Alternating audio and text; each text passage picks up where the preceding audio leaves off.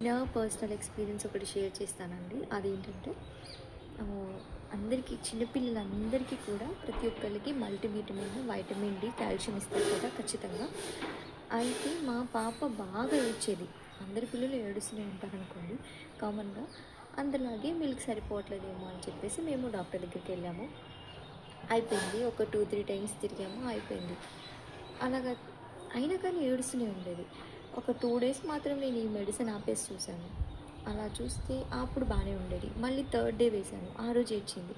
ఆహా! ఈ మెడిసిన్ ఏమైనా పడట్లేదేమో అని చెప్పేసి వెంటనే మళ్ళీ డాక్టర్ దగ్గరికి వెళ్ళి ఈ మెడిసిన్ వేసినప్పుడు ఏడుస్తుంది, వేయనప్పుడు సైలెంట్‌గా ఉంటుంది అని చెప్పేసి చెప్తే, ఓకే, మల్టీవిటమిన్ అందరి పిల్లలకి పడకపోవచ్చు.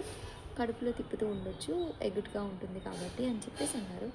కానీ వైటమిన్ డి, కాల్షియం మాత్రం ఆపొద్దు. వైటమిన్ డి ఆపడం వల్ల రిక్లెట్స్ లాంటివి వచ్చే అవకాశాలు ఉంటాయి. ఎముకలు బలంగా లేకము అని అన్నారు. వైటమిన్ డి, కాల్షియం మాత్రం ఖచ్చితంగా యూజ్ చేయాలి 1 ఇయర్ వరకు అని చెప్పేసి అంటే నేను ఇప్పుడు అవి 2 మాత్రమే యూజ్ చేస్తున్నాను. మీకు ఈ ఈ ఈ వీడియో ఏమైనా యూజ్ఫుల్ అయితే షేర్ చేయండి, లైక్ చేయండి. Bye bye.